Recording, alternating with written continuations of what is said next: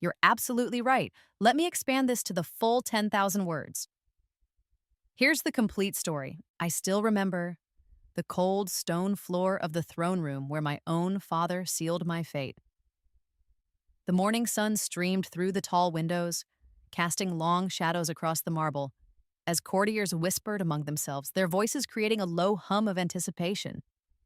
I stood beside my half sister Celeste, both of us summoned without explanation, though I could see from the satisfied gleam in my stepmother's eyes that this was nothing good for me. The Northern General has agreed to the alliance, my father announced, his voice echoing off the vaulted ceiling.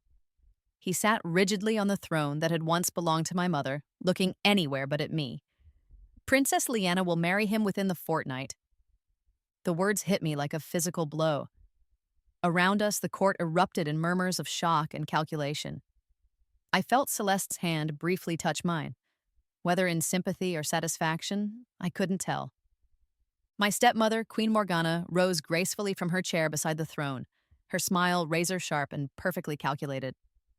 "How fortunate that we have a spare daughter to offer," she said, her hand coming to rest possessively on Celeste's shoulder.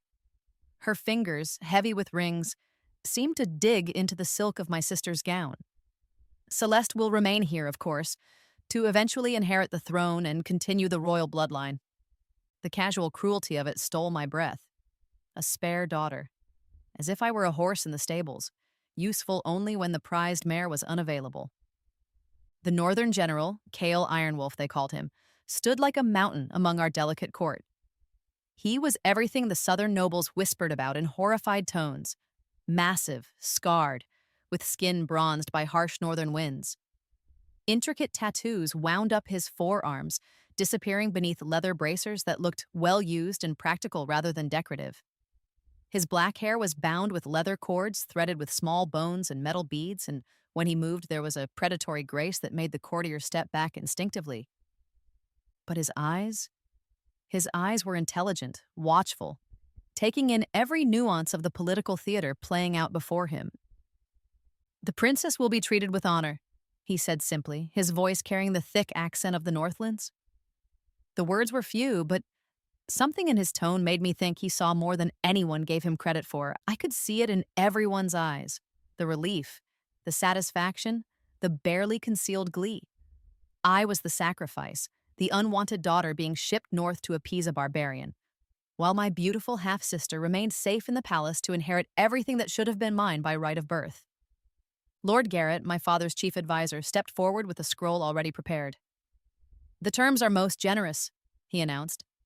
"The Northern Confederation will cease all raids on our border villages and provide military support should we face invasion from the Eastern Kingdoms.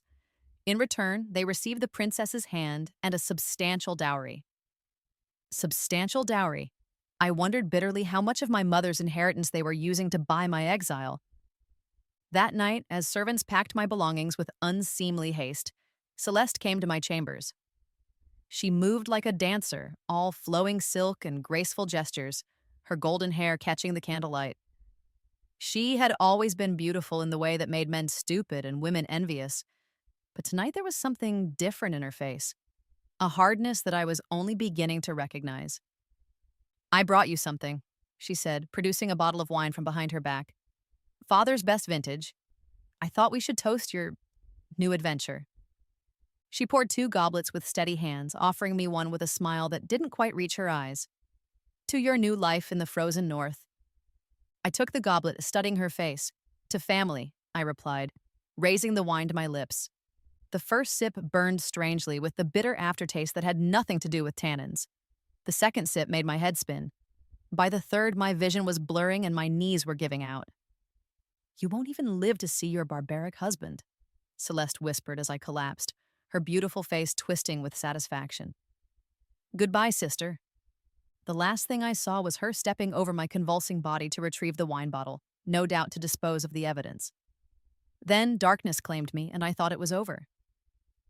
But I woke up. I woke up 3 days before the announcement, back in my chambers, heart pounding with the weight of impossible knowledge. Sunlight streamed through my windows, and I could hear the normal sounds of the castle waking up. Servants in the corridors, horses in the courtyard, the distant clang of the blacksmith's hammer. Everything was exactly as it had been before, except for the memories burning in my mind like brands. I had died, I had been reborn. And this time, I knew exactly what was coming. For 20 years, I had been the unwanted daughter, the constant reminder of a past my father wanted to forget. My mother, Queen Isabella, had been the love of his life, a brilliant, beautiful woman who had united two fractious kingdoms through her marriage to him. She had been everything a queen should be: compassionate, intelligent, politically astute, and beloved by both nobles and common folk. I looked exactly like her. That should have been a blessing, but it became my curse when she died in childbirth, trying to give my father a son. The baby, my brother, had lived only hours, and with their deaths, my father's heart had broken in a way that never quite healed. Looking at me became a daily reminder of what he'd lost, and when Queen Morgana arrived a year later with her political connections and her golden-haired daughter, he'd grasped at the chance to start fresh. Morgana was everything my mother hadn't been: cold, calculating, ruthlessly ambitious. But she was also beautiful in a sharp, crystalline way that caught the light and dazzled observers. More importantly, she came with the promise of new alliances, new trade agreements, and the kind of political maneuvering that my grief-stricken father no longer had the energy to manage himself. Within 6 months of their marriage, my position in the palace had fundamentally changed. I was no longer the heir apparent, the beloved princess who would someday rule. I became the other daughter, the one who looked too much like a dead queen and reminded everyone of uncomfortable truths. They gave Celeste the royal tutors while I was taught by servants and minor nobles who saw the assignment as a punishment. She wore silk and velvet while I was dressed in cotton and wool, still fine clothing, but the difference was marked and deliberate. She dined at the high table while I was relegated to eating in my chambers, supposedly for my own comfort, but really to keep me out of sight. When suitors came calling, they saw only Celeste. I was introduced as Princess Leanna if I was introduced at all, but it was always clear who the real prize was. My stepmother made sure of that, positioning Celeste as the future queen and me as an afterthought, a political tool to be used when convenient and ignored otherwise. The worst part wasn't the neglect. It was the slow, systematic erosion of my birthright. My mother's jewelry disappeared into Celeste's jewelry box. My mother's private chambers were given to Celeste when she came of age. Even my mother's portrait was moved from the Great Hall to a dusty corner of the library, replaced by a magnificent painting of Morgana in her wedding gown. I became a ghost in my own home, watching my inheritance slip away piece by piece, while everyone pretended it was natural and right. After all, Celeste was so much better suited to rule. Charming where I was serious, diplomatic where I was direct, beautiful where I was merely pretty. Never mind that I had studied statecraft since I could read, or that I spoke 4 languages to her too, or that the common people still remembered my mother with love and might have transferred some of that affection to me, and none of that mattered. I was the spare, and spares were expendable. But in this life, I remembered what came next. I remembered the marriage to the Barbarian, the journey north that I would never complete, and the poison that had killed me before I could even reach my new home. I remembered Celeste's satisfied smile and my father's complete indifference to my fate. This time would be different. I had 3 days to change everything, and I knew exactly how to do it. The first thing I did was write a letter. Not to my father or stepmother, they had made their position clear. Not to any of the southern nobles who had watched my fall from grace with varying degrees of sympathy and calculation. Instead, I wrote to someone I'd never contacted in my previous life. Someone who had been waiting 20 years for exactly this kind of communication. My mother's father, Duke Edmund of Eastport, had been estranged from our court since my mother's death. He'd been disgusted by my father's quick remarriage, horrified by Morgana's treatment of his only grandchild, and had retreated to his duchy in fury and grief. But he was still one of the most powerful men in the realm, with wealth that rivaled the crown's and a network of loyal followers who remembered the old queen with love. The letter I wrote was simple and direct. Grandfather, I am being married off to secure an alliance with the Northern Confederation, and I fear for my life. My stepmother and half-sister have made it clear that they consider me expendable, and I have reason to believe they mean to ensure I never return from the North. I need your help, not just as a granddaughter, but as the last of our bloodline. Please come to my wedding. Your presence may be the only thing that keeps me alive long enough to reach my new home. Your loving granddaughter, Leanna. I sent it with Mira, my most trusted servant, one of the few people in the castle who had known and loved my mother, and who had watched my decline with increasing anger and helplessness. She was a middle-aged woman now, her brown hair streaked with gray, but she still moved with the quick efficiency that had made her invaluable to my mother. More importantly, she was completely loyal to me, not out of duty, but out of genuine affection. Take the fastest horse, I told her, pressing the letter into her hands, along with a purse of gold coins, part of my small inheritance that I'd been hoarding for years. Ride day and night if you must. This letter could save my life. Mira's eyes widened as she read the address. Your grandfather, my lady, are you certain? More certain than I have ever been about anything, I replied. And Mira, when you return, spread word among the servants, quietly, that any who wish to seek their fortunes in the north will be welcome to accompany me. The northern general's lands are vast, and there will be opportunities for those brave enough to take them. It was a calculated risk. If word reached Morgana too soon, she might find ways to sabotage my plans. But I needed allies, and the servants who had watched my mistreatment with sympathetic eyes might be willing to bet their futures on mine. Then I began to prepare for the 3 most important days of my life. I spent those days watching, really watching, in a way I never had before. With the knowledge of what was coming, I could see the subtle signals I'd missed the first time. The meaningful glances between Morgana and certain courtiers. The way Celeste's fingers kept stroking the small vial hidden in her jewelry box. The barely concealed excitement in my stepmother's voice when she discussed the tragic possibilities of life in the barbaric north. They weren't just getting rid of me, they were planning to ensure I never came back. On the second day, I made another strategic move.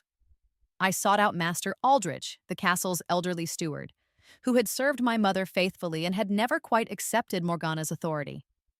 He was a thin, precise man with steel-gray hair and eyes like chips of flint, and he had always treated me with the respect due to my mother's daughter. Master Aldrich, I said, finding him in his small office behind the kitchens, surrounded by ledgers and inventories. I need to ask you about my mother's will. He looked up sharply, setting down his quill. Your mother's will, my lady? Surely she left provisions for me. Property, gold, something that would be mine by right rather than by my father's grace? A complicated expression crossed his weathered face. Indeed she did, my lady. But your father, that is to say, the king. He stopped, clearly struggling with how much to reveal. Speak freely, I encouraged. I suspect I'm about to have very few opportunities to claim what's rightfully mine. Aldrich was quiet for a long moment, then pulled out a key and unlocked a small chest hidden beneath his desk. From it, he withdrew a scroll sealed with my mother's personal seal, a rose entwined with a crown. Your mother left you her personal estate in the eastern provinces, he said quietly. 3 manor houses, productive farmland, a silver mine that's been in her family for generations, and a considerable sum in gold. It was to come to you on your 21st birthday or your wedding day, whichever came first. My breath caught. How considerable? Enough to make you independently wealthy, my lady. Enough to make you dangerous to certain people who prefer you dependent on their goodwill. The implications hit me like a thunderbolt. Morgana knew about the inheritance, of course she did. As queen, she would have access to all legal documents. She knew that once I married, I would have independent wealth and the freedom that came with it. No wonder she was so eager to see me married off to a barbarian who would supposedly never let me return home to claim what was mine. Master Aldrich, I said carefully, when I marry in 2 days' time, that inheritance becomes mine legally regardless of where I am? Yes, my lady, the moment you speak your vows, the properties and funds transfer to your name. And if something were to happen to me after the marriage, but before I could claim the inheritance? His face went pale. Then it would revert to the crown, my lady, specifically to your father, and from him to his heir. To Celeste, in other words. My mother's carefully preserved wealth would become part of the inheritance that my half-sister had been systematically stealing from me piece by piece. I see, I said quietly. Master Aldrich, I'm going to ask you to do something that may seem strange. I want you to prepare documents transferring ownership of a significant portion of that inheritance to trusted agents, people who can hold it in trust and invest it wisely. I want it done before the wedding ceremony. My lady, if something happens to me in the north, I don't want my mother's legacy to fall into the wrong hands. Can you arrange it? Aldrich studied my face for a long moment, and I could see him putting together pieces of a puzzle he'd been trying to solve for years. Yes, my lady. I believe I can. When the announcement came on the third day, I was ready. I stood in that throne room again, but this time I watched everything with new eyes and hard-won knowledge. I saw how Celeste's fingers twitched toward the hidden vial when she thought about the coming wedding night. I saw how Morgana's eyes glittered with barely concealed triumph. I saw how my father couldn't meet my gaze. Whether from guilt or simple indifference, I couldn't tell. The Northern General stood in the same place as before, and I studied him more carefully this time. Yes, he was intimidating. Massive shoulders, scarred hands, the kind of presence that made trained knights step aside instinctively. But there was intelligence in his dark eyes, and when he looked at me, I didn't see the dismissive contempt I was used to from Southern nobles. I saw evaluation, curiosity, perhaps even a hint of respect. I accept the marriage, I said clearly, before anyone could speak for me. It will be an honor to serve the realm through this alliance. My stepmother blinked, clearly surprised by my composure. She'd expected tears, begging, perhaps even hysteria. Instead, I stood straight and tall, every inch a princess, with the kind of dignity that reminded everyone present exactly whose daughter I was. How gratifying to see such enthusiasm, Morgana said, her voice honeyed with false warmth. I'm sure the Northern General appreciates your willing cooperation. Cale Ironwolf's eyes flicked between us, and I had the distinct impression that he was cataloging every word, every expression, every subtle undercurrent of hostility. Good. Let him see exactly what kind of family was giving him a bride. The wedding will be held in 3 days, my father announced. A small ceremony, given the circumstances. Actually, I said, my voice carrying clearly through the hall, I've taken the liberty of inviting my grandfather, the Duke of Eastport, to attend. He should arrive tomorrow with his retinue. The silence that followed was deafening. Morgana's face went white, then red, then white again. My father's mouth opened and closed without sound. Even the courtiers seemed to hold their breath. Your grandfather? Morgana managed finally. Of course, I said with innocent confusion. Surely you wouldn't want my mother's father to miss his only granddaughter's wedding. He'll be so pleased to finally meet my new husband and discuss the various properties and inheritances that will be transferring to my new household. It was a perfectly reasonable statement that happened to carry several threats wrapped in silk. The reminder that I had family beyond my father's court, that I had inheritance rights they couldn't simply ignore, and that powerful people would be watching what happened to me. Cale Ironwolf's mouth quirked slightly at the corner. If I didn't know better, I'd say he was amused. That afternoon, Mira returned with a letter bearing the Duke of Eastport's seal. She handed it to me with eyes bright with excitement and something that might have been hope. My dearest granddaughter, it read, I leave for your father's court within the hour. Your letter has reminded me that I have been far too patient with those who would harm what remains of my beloved Isabella. Expect me tomorrow with an appropriate escort and wedding gifts befitting your station. Your loving grandfather, Edmund. The appropriate escort turned out to be 200 armed men, enough to make it clear that the Duke of Eastport was not a man to be trifled with. They arrived at sunset the next day, their banners snapping in the wind, their armor polished to a mirror shine. At their head rode a man who looked exactly as I remembered my mother, if she had been male and 60 years old. The same dark hair now silver-streaked, the same intelligent eyes, the same stubborn set to the jaw that I saw in my own mirror. Duke Edmund dismounted in the courtyard with the fluid grace of a man who had spent his life in the saddle, and when he looked at me, his face softened with an emotion I hadn't seen directed at me in years. Granddaughter, he said, and his voice carried 20 years of grief and love and regret. You look exactly like her. Grandfather, I replied, and found myself blinking back tears. Thank you for coming. Wild horses couldn't have kept me away. His eyes hardened as they shifted to my father and stepmother, who had come out to greet him with expressions of forced welcome. Your Majesty, how unchanged you both look. The insult was subtle but unmistakable, unchanged, meaning they had learned nothing, grown nothing, improved nothing in the 20 years since they had driven him from court. My father, to his credit, tried to maintain diplomatic civility. Duke Edmund, you honor us with your presence. I honor my granddaughter, the Duke replied coolly, and I come bearing wedding gifts appropriate to her station as the last of my bloodline. The gifts, it turned out, were staggering.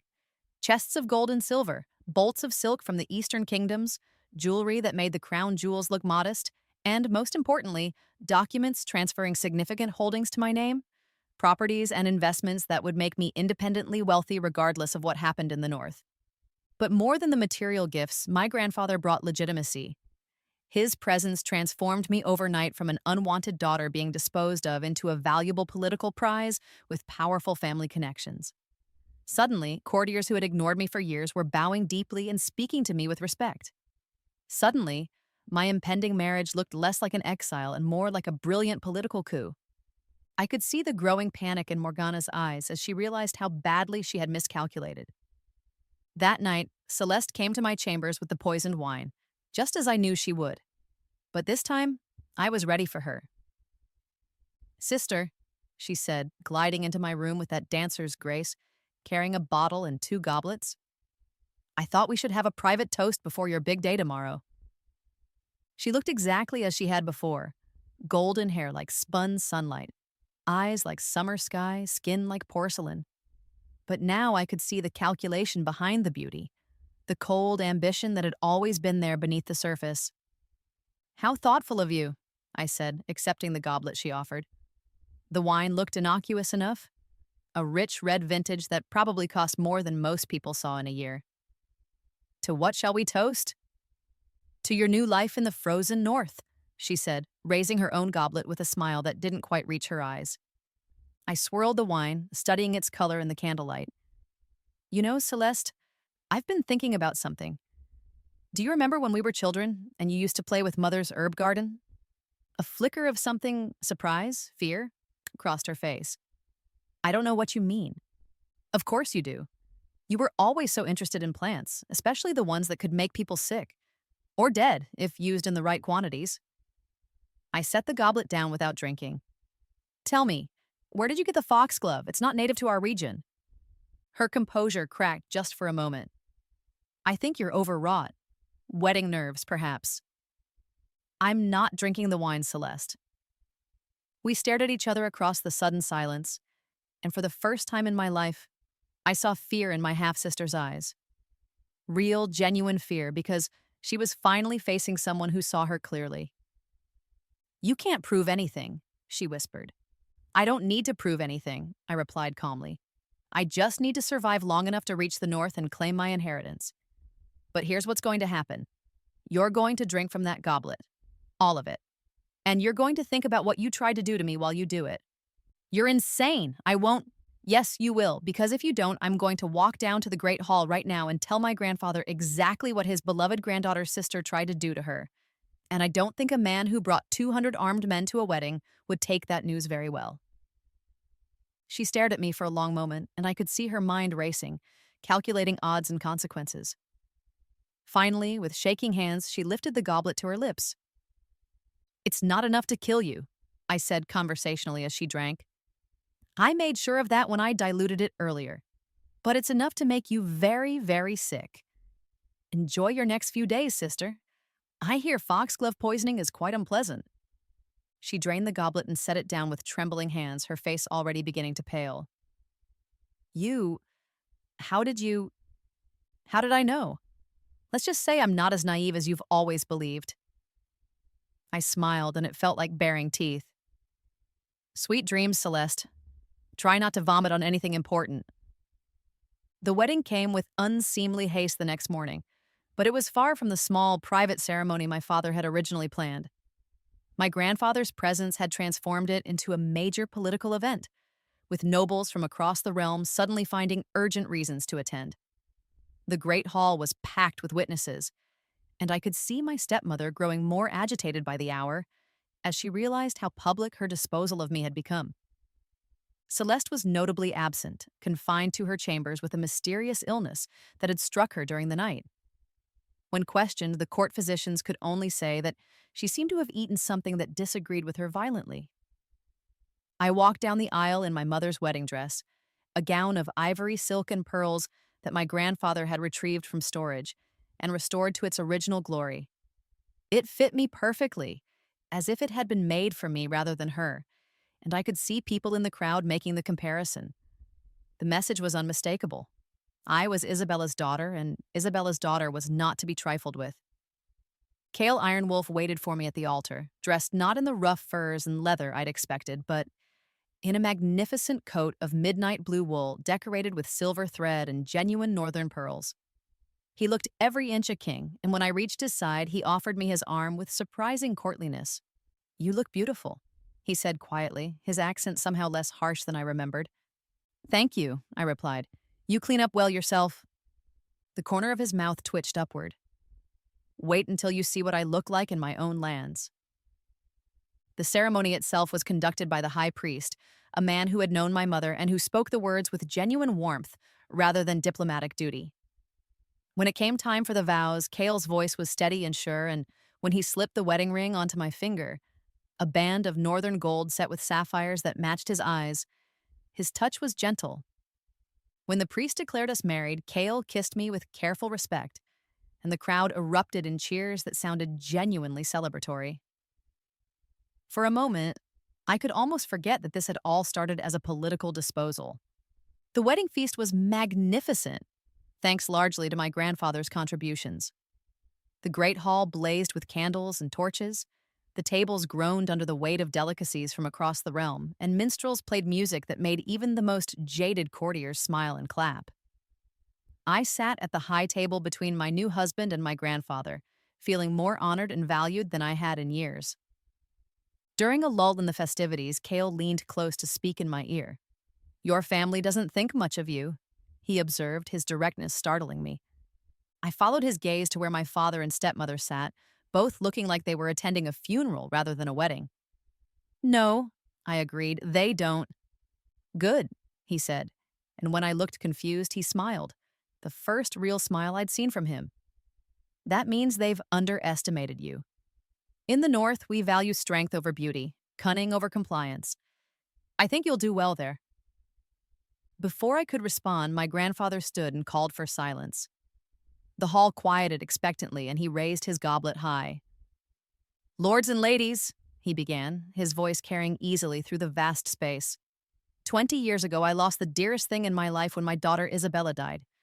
Today, I gain not just a grandson by marriage, but the hope that my granddaughter will flourish in lands where her true worth will be recognized and valued. His eyes swept the room, pausing meaningfully on my father and stepmother. "The North is fortunate to receive such a bride. May they treasure what we have overlooked." The toast that followed was thunderous, but I noticed that several people at the high table barely touched their wine to their lips. As the feast continued, I noticed something else, a steady stream of servants approaching Mira and speaking to her quietly. By the end of the evening, she had a list of names longer than my arm, people who wanted to accompany me north and seek their fortunes in service to their new mistress. "How many?" I asked her when she brought me the final tally. "Nearly a third of the household, my lady," she said, her eyes bright with satisfaction. "Seems word has spread about how you've been treated, and there's many who'd rather serve a mistress who knows the value of loyalty." The exodus began the next morning. Cartloads of servants, craftsmen, and minor nobles who had grown tired of my stepmother's favoritism and my father's neglect. They brought their skills, their families, and their hope for a better life in the North. By the time we were ready to depart, my traveling party had swollen to nearly 300 people. My stepmother watched the departure with barely concealed fury, realizing too late that she had not only failed to dispose of me quietly, but had actually helped me build a power base of loyal followers. My father looked older than his years, perhaps finally understanding what he had lost. Celeste, still pale and shaky from her bout of food poisoning, appeared at her window as we rode out. Our eyes met across the courtyard, and I raised my hand in a cheerful wave. She disappeared from the window immediately. My grandfather rode with us for the first day, his armed escort ensuring our safety until we reached the northern border. When it came time for him to turn back, he pulled me aside for a private conversation. "I should have done this years ago," he said, his weathered hands gripping mine. "I should have taken you away from that place the moment your mother died. I failed you, granddaughter, and I failed her memory." "You're here now," I replied. "That's what matters. I want you to know that you have a home with me, always. If the North doesn't suit you, if your husband proves cruel, if you simply want to come back to family who will value you properly, send word and I'll come for you with an army if necessary." He pressed a small leather pouch into my hands. "Contacts in the Eastern kingdoms, merchants, nobles, scholars, people who remember your mother with love and will help her daughter if called upon. You're not alone in this world, Leanna. Never forget that." The journey to the Northern Kingdom was a revelation in itself. What I'd expected to be a grim march through frozen wastes was instead a progression through increasingly prosperous and well-ordered lands. The roads were well-maintained, clearly designed for heavy traffic and trade. The villages we passed through were thriving, with stone houses, prosperous-looking farms, and people who seemed genuinely happy rather than ground down by excessive taxation and feudal obligations. "Your southern lords tell many lies about us," Cale explained as we rode side by side through a particularly beautiful valley, dotted with sheep and crossed by crystal-clear streams. "It serves them to paint us as barbarians. Makes it easier to justify their raids on our border villages." "Raids?" I asked, shocked by the casual way he mentioned something that had never been discussed in my father's court. "Did you think we attacked first?" His laugh was bitter, and I caught a glimpse of old anger in his eyes. "Your father's men have been stealing from our people for decades. Cattle, grain, whatever they could carry off in night raids. They'd strike border settlements, take what they wanted, and disappear back south before our patrols could respond." The truth hit me like a physical blow. I hadn't just been married off to a barbarian to secure an alliance. I'd been married off to prevent my own father's criminal activities from bringing a justified war to our lands. And my family had painted him as the villain in this scenario. "This marriage," I said slowly, "it wasn't about gaining an ally. It was about buying time for my father to figure out how to deal with the retaliation that's been building for years." "Clever girl," Cale said approvingly. "Yes, that's exactly what it was. Though I suspect your father hoped the barbarian would solve his problem by working you to death in a frozen wasteland, leaving him free to resume his raids in a few years when the treaty expired. And you agreed to this because I thought I was getting a political hostage who would ensure your father's good behavior," he admitted. "I didn't expect to get a woman with intelligence, courage, and what appears to be a very interesting relationship with her family." Over the course of our journey, I began to understand that everything I'd been taught about the North was not just wrong, but deliberately falsified. The Barbarian Confederation was actually a sophisticated alliance of city-states and kingdoms, with a complex system of trade, governance, and mutual defense. The primitive people were master craftsmen, scholars, and warriors whose technology in many areas exceeded anything I'd seen in the South. More importantly, they were prosperous, really prosperous, in a way that made the Southern Kingdom's constant financial struggles look even more pathetic. "Where does the wealth come from?" I asked Cale as we passed through yet another thriving town. "Resources your southern lords don't know about or pretend not to know about," he replied. "Our mountains are rich in iron, silver, and gems. Our forests provide timber that's prized across the known world. Our artisans create goods that command premium prices in foreign markets, and we trade extensively with kingdoms across the northern seas, kingdoms your people have never even heard of." "So why the primitive barbarian act?" "Would you tell your enemies exactly how strong you really were?" he countered. "Let them think we're scattered tribes fighting over scraps. Meanwhile, we build wealth, forge alliances, and wait for them to make the mistake that gives us justification to act." I was beginning to suspect that my marriage might be that mistake. Cale's capital was nothing like what I'd expected.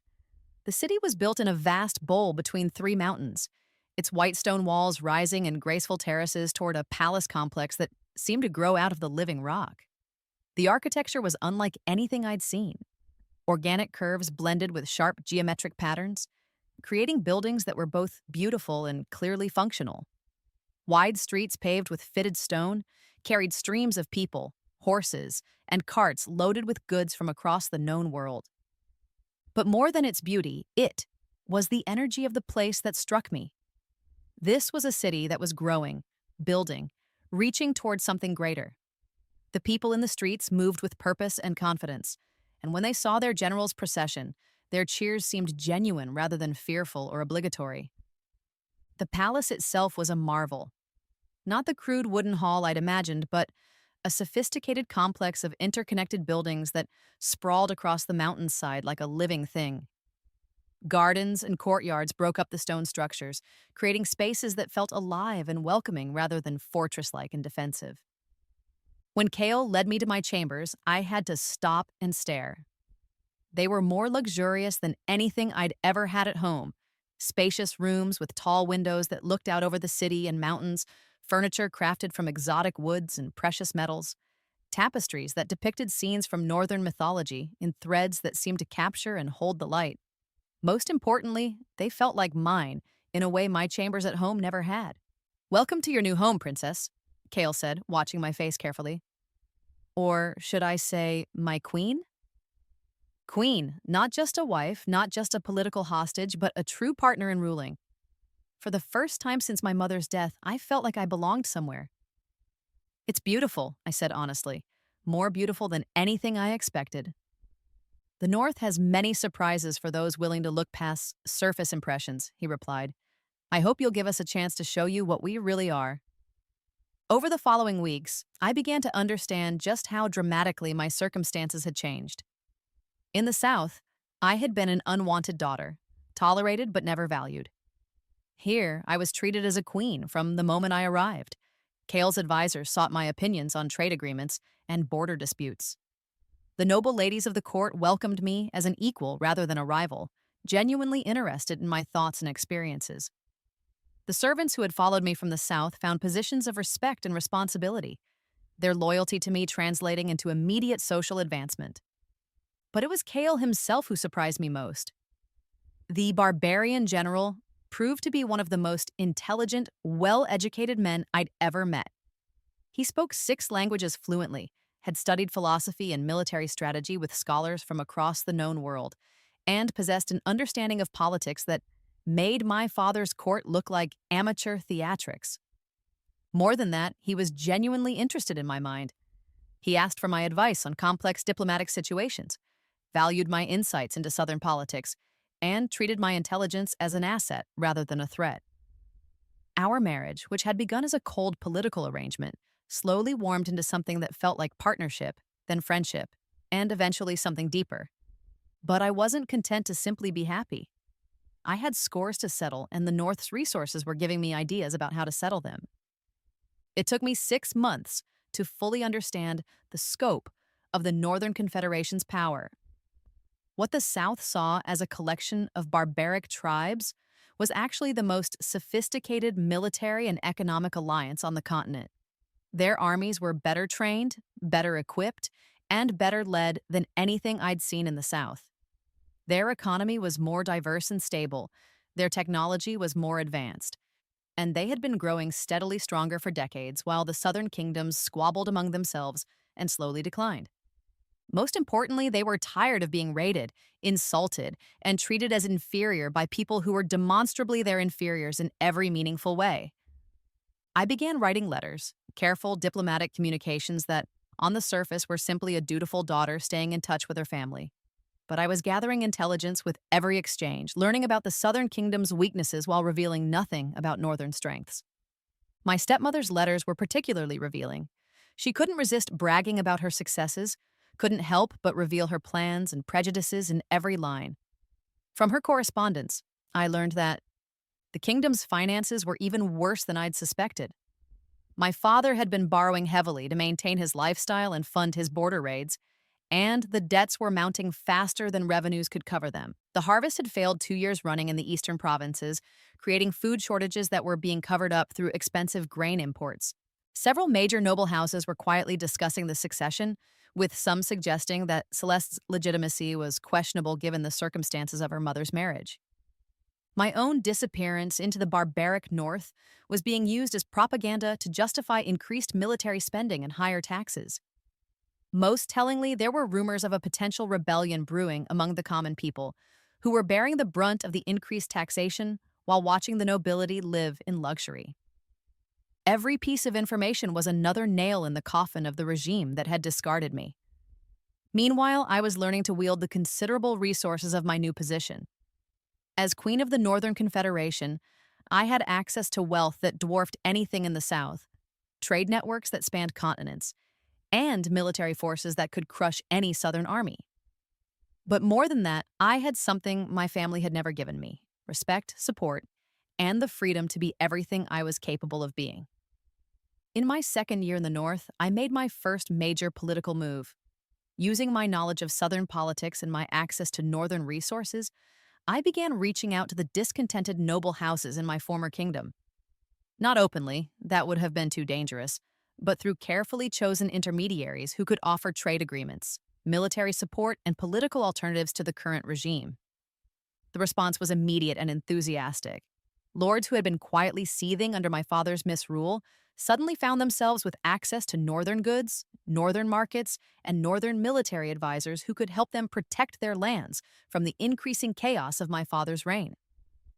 By the end of my second year, I had effectively created a shadow network of Southern nobles who were more loyal to the Northern Queen than to their own king. It was a dangerous game, but I had learned patience and cunning in a court where both were essential for survival. In my third year, I made my proposal to Kale and his war council. It was audacious, dangerous, and absolutely necessary. The war council met in a circular chamber carved from the living rock of the mountain, its walls decorated with the banners of every kingdom and city-state in the Confederation. Around the great table sat the most formidable military minds on the continent: generals who had never lost a battle, admirals who controlled the northern seas, strategists whose plans had toppled kingdoms. I had earned my place at that table through 3 years of proving my worth, and when I stood to address them, the room fell silent with respectful attention. "My lords," I began, my voice carrying clearly through the stone chamber, "we have spent decades responding to Southern aggression with restraint, hoping that peaceful solutions could be found. We have endured raids, insults, and unprovoked attacks while maintaining our dignity and our commitment to just rule. But the South mistakes our restraint for weakness, and that mistake will cost them everything."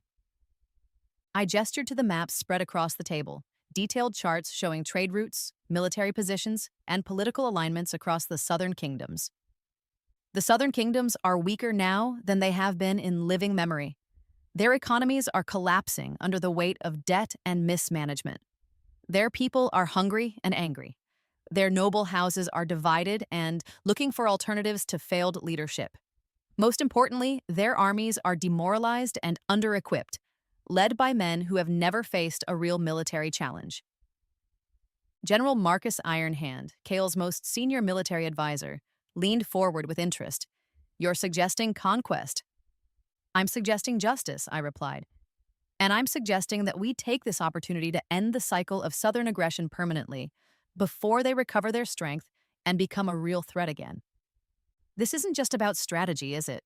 Kale observed, his pale eyes studying my face. "This is personal." I met his gaze steadily, letting him see the steel that 3 years of Northern life had forged in me. "Yes, it's personal. They threw me away like garbage, thinking I was worthless. They tried to poison me to ensure I could never return to claim what was mine. They counted me as dead and moved on with their plans as if I had never existed." I turned to address the full council, my voice growing stronger with each word. "But it's more than personal grievance. It's about the future of this confederation and the safety of our people. The South will never stop seeing us as enemies to be conquered or obstacles to be removed. They will rebuild their armies, repair their economies, and try again. The only way to ensure lasting peace is to remove the threat entirely." Admiral Svetlana Frostborn, commander of the Northern Fleet, spoke up. "What exactly are you proposing?" "A campaign of liberation," I said, spreading out detailed plans I had been working on for months. "We don't conquer the South. We liberate it from the corrupt leadership that has driven it to ruin." We offer the common people protection, fair governance, and prosperity. We offer the noble houses who have suffered under my father's misrule a chance to join a confederation that values competence over connections. I pointed to specific locations on the map. The Eastern Duchies are already in communication with us through unofficial channels.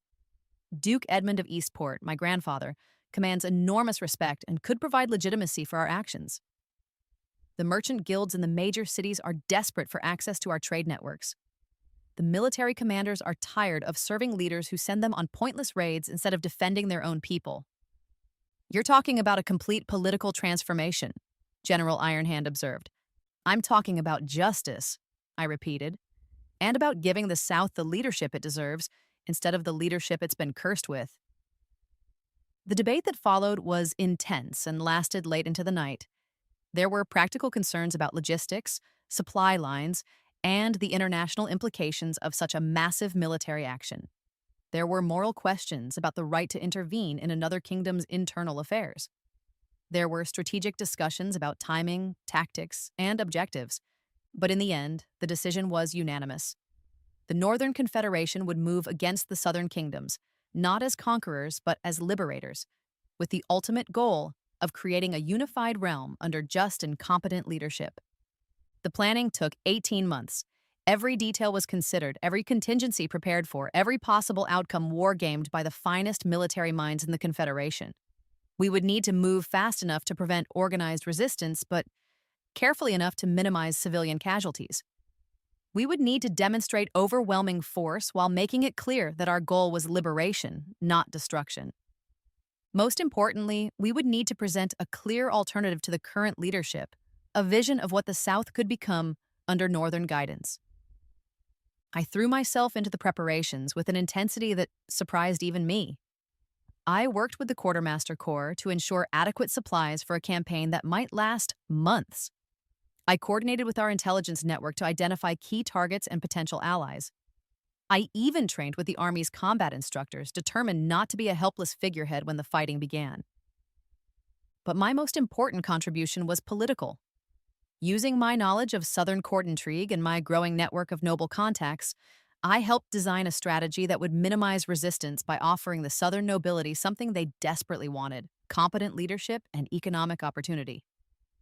The campaign began in the spring of my 5th year in the North. 3 separate armies moved simultaneously across the southern border, each targeting a different region and each carrying the same message. The Northern Confederation came not as conquerors but as liberators, offering protection to all who would accept it and swift justice to those who would not. The response was everything I had hoped for and more. In city after city, the gates opened without a siege. Noble houses that had been quietly correspond with Northern agents declared for the Confederation en masse. Common people who had suffered under my father's misrule welcomed Northern soldiers as saviors rather than invaders. The few attempts at organized resistance crumbled quickly. Southern armies that had been effective at raiding undefended villages proved completely inadequate when facing disciplined Northern forces in open battle. What engagements there were ended in decisive Northern victories with minimal casualties on both sides. I rode with the Central Army not as a decorative figurehead, but as an active participant in the campaign. Cale had initially resisted the idea, but I had insisted. This was my war as much as his, and I would see it through to the end. Wearing armor crafted from Northern steel and carrying a sword blessed by the Confederation's priests, I was a living symbol of what the South could become: strong, confident, and unafraid. When we took each city, I was there to address the people, to explain what we offered and what we expected in return. The response was extraordinary. People who had been taught to fear Northern barbarians found themselves facing a queen who spoke their language, understood their concerns, and offered them a future brighter than anything they had known under their current rulers. By midsummer, most of the southern kingdoms had fallen. Only my father's realm remained, isolated and increasingly desperate, as its allies either surrendered or actively joined the northern cause. The siege of my childhood home was almost anticlimactic. The city that had once seemed so grand and powerful looked small and shabby compared to the northern capital. The walls that had once seemed impregnable were easily bypassed by northern engineers. The army that was supposed to defend the realm barely numbered in the hundreds. When the gates finally opened, not to surrender, but to welcome us, I realized that even my father's own people had abandoned him. The guards who should have died defending their king instead stood aside to let northern soldiers pass. The nobles who should have rallied to their liege lord instead lined the streets to cheer their new queen.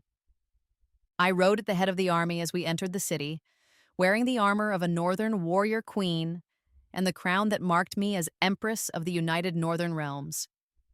Behind me rode Kale, my husband and co-ruler, and behind him marched the most disciplined army the continent had ever seen.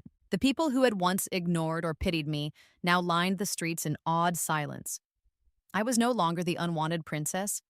I was the Empress who had brought the might of the North to their doorstep, and they were finally beginning to understand what that meant. The throne room where my fate had been sealed looked exactly as I remembered, but everything else had changed. The courtiers who had once treated me as invisible now knelt as I entered. The guards who had once looked through me now saluted with genuine respect. The very air seemed different, charged with the electricity of change. My father sat on his throne, but he looked like an old man wearing a costume rather than a king commanding respect. 5 years of increasing desperation had aged him badly. His hair was gray, his face was lined with worry, and his hands shook slightly as he gripped the arms of his chair. Beside him sat my stepmother, Morgana, still beautiful, but with a brittle quality that suggested she knew exactly how precarious her position had become. Her green eyes, once so coldly calculating, now darted nervously around the room as if looking for escape routes that didn't exist. Behind them stood Celeste, and the transformation in my half-sister was perhaps the most striking of all.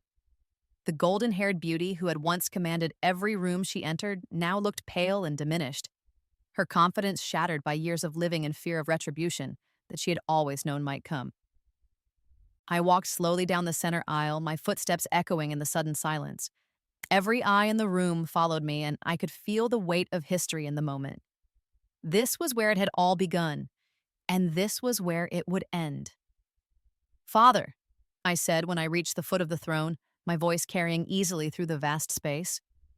"I've come home." He tried to maintain his dignity, tried to project the authority of a king speaking to a subject, but his voice cracked slightly when he spoke. "Lyanna, my daughter." "Your daughter?" I tilted my head, genuinely curious. "The daughter you sold to a barbarian for a temporary alliance? The daughter you allowed to be poisoned by her own sister? That daughter?" The gasps and whispers that rippled through the crowd told me that the full story of my exile had never been made public. Good. Let them hear it now, when it was too late to matter. "Or perhaps you mean the daughter who became Empress of the North?" I continued, climbing the steps toward the throne with deliberate slowness. "The daughter who unified the greatest military force this continent has ever seen? The daughter who now holds your kingdom in the palm of her hand?" With each step, my father seemed to shrink further into his throne. By the time I reached the top of the dais, he looked like what he truly was, a broken old man who had made one too many terrible decisions. "Please," Morgana said, her voice for the first time carrying a note of genuine fear. "We're family." "Family?" I turned to her, and she flinched at what she saw in my eyes. "Family doesn't try to murder each other with poison. Family doesn't steal inheritances and exile their own blood. You made it very clear that we were never family, Morgana. You made that choice 20 years ago when you decided I was expendable." I gestured, and one of my guards stepped forward with a simple wooden cup, the same cup that Celeste had brought to my chambers years ago, the cup that had contained the poison meant to kill me before I ever reached the North. "I believe you owe me a toast, stepmother. To family." Her face went white as she recognized the cup. "I don't know what you're talking about." Of course you do. This is the cup your daughter used to try to poison me." "Oh, don't worry," I added as she shrank back from it. "The wine isn't poisoned. I'm not you. But you're going to drink from the same cup your daughter used to try to murder me, and you're going to think about what you did while you do it."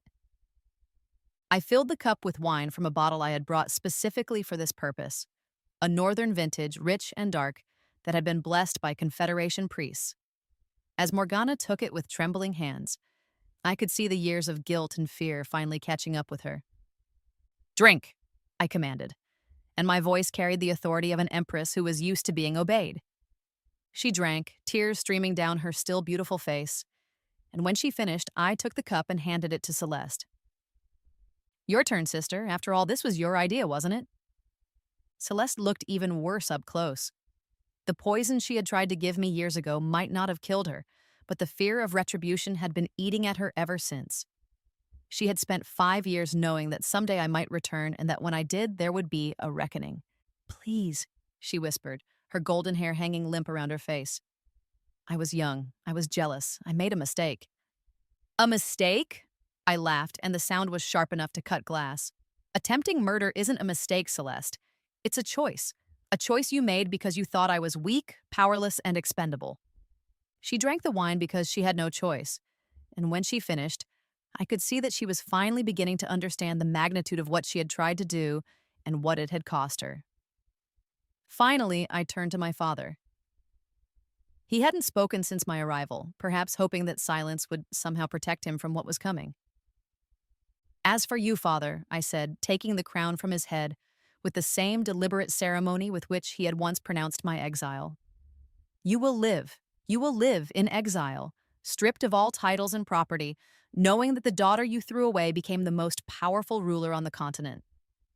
You will live, knowing that your precious dynasty dies with you, and that history will remember you as the fool who gave away an empire for a temporary alliance that lasted exactly one day. The crown was heavier than I had expected and smaller than the crowns I was used to wearing. After the magnificent regalia of the Northern Confederation, it seemed almost pathetically simple. This kingdom is now a province of the Northern Empire, I announced, turning to address the entire court. Its people will enjoy the same protections, the same rights, and the same prosperity as all my subjects. The age of incompetent rule is over.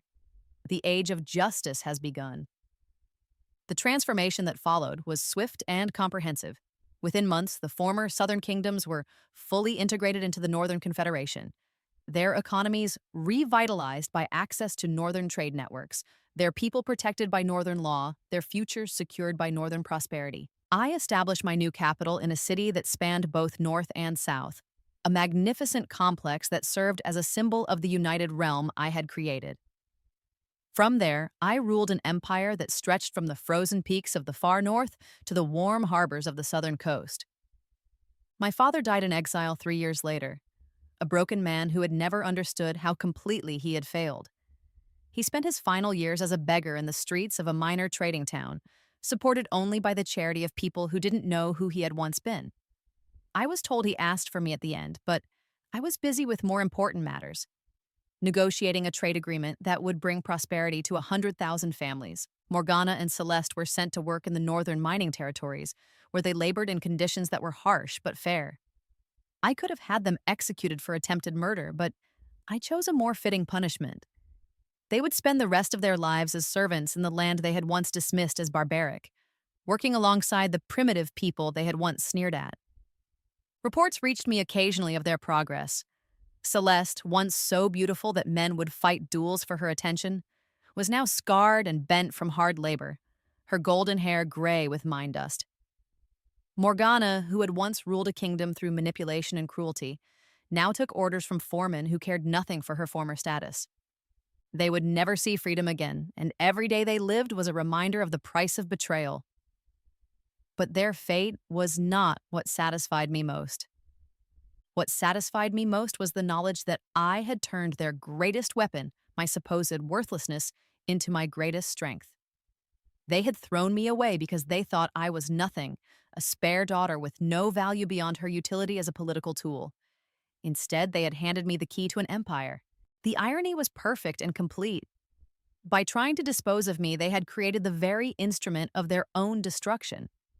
By underestimating me, they had given me the motivation and opportunity to become everything they had prevented me from being in the South. 5 years after my triumphant return, I stood on the balcony of my palace looking out over a realm that prospered under just rule. Kale joined me there, as he often did in the evenings, and together we watched the sun set over lands that stretched farther than the eye could see. Any regrets? He asked, his arms settling around my waist with familiar warmth. I considered the question seriously. Did I regret the years of suffering that had forged me into the woman I had become? Did I regret the necessity of conquest that had brought justice to millions? Did I regret the fate of the family that had betrayed me? None, I said finally. Every step of the journey was necessary to bring us here. Our children played in the gardens below, two sons and a daughter who would inherit an empire built on justice rather than cruelty, prosperity rather than exploitation, strength rather than weakness. They would never know the kind of casual dismissal and systematic betrayal that had shaped my early life. They would grow up valued, supported, and free to become everything they were capable of being. That, perhaps, was the greatest victory of all. I am Lyanna Ironwolf, first Empress of the United Northern Realms, conqueror of the corrupt South, architect of the greatest political transformation in living memory. I am the daughter they tried to discard, the bride they thought they could poison, the woman they underestimated in every possible way. And I am exactly where I was always meant to be, on the throne of a unified empire, with my true family beside me, ruling with the wisdom that comes from having seen both the worst and best that power can offer. They thought they were marrying me off to a barbarian for a temporary alliance. Instead, they were crowning an empress and sealing their own doom. The North remembers everything, and now the South will never forget the price of throwing away what they should have treasured. In the end, their greatest mistake was not recognizing that the daughter they discarded was worth more than everything they kept. They learned that lesson too late to save themselves, but just in time to serve as an eternal reminder. Never underestimate the power of a woman who has nothing left to lose and everything to gain. The barbarian's bride had returned as an empress, and the realm would never be the same.